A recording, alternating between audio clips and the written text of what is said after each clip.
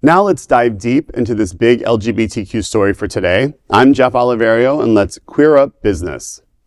Meta faces backlash for hiring anti-DEI, anti-LGBTQ+ pundit Robby Starbuck as AI advisor. Meta is under fire for appointing anti-LGBTQ right-wing commentator Robby Starbuck as an advisor on artificial intelligence fairness, sparking outrage from queer advocates and civil rights groups.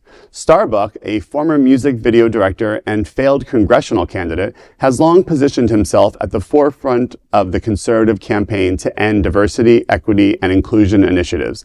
He sued Meta earlier this year after its AI chatbot falsely linked him to the January 6th Capitol riot. As part of a settlement, Meta appointed him to help prevent bias in its AI tools. Since then, Starbuck has faced growing criticism for spreading disinformation and promoting extremist views. Heidi Beirich, co-founder of the Global Project Against Hate and Extremism, told The Guardian, quote, "It is appalling that Robby Starbuck was given a hand in Meta operations in any capacity. He peddles lies and pushes extremism," end quote. Starbuck defended himself, calling the coverage, quote, "an attempted hit job meant to punish Meta for working with me on AI fairness," end quote. But LGBTQ+ advocates say his influence threatens online safety. Eric Bloom of the Human Rights Campaign Foundation said, quote, "Robby Starbuck pushes a dangerous anti-LGBTQ agenda, spreading disinformation and denying the very existence of transgender people," end quote. For now, Meta has not commented further on the controversy.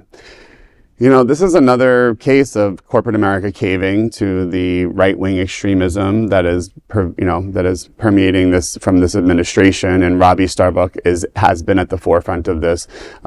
He is the reason why we're sitting here talking about whether it's our nonprofit organizations, pride events, are losing funding because he has gone on a one-man campaign to shame companies for sponsoring events. And uniquely what he did, which is, again, he's brilliant in what he's doing because he's having success in it, is he went after what are perceived to be very masculine brands to shame them for supporting things like DEI and LGBTQ initiatives.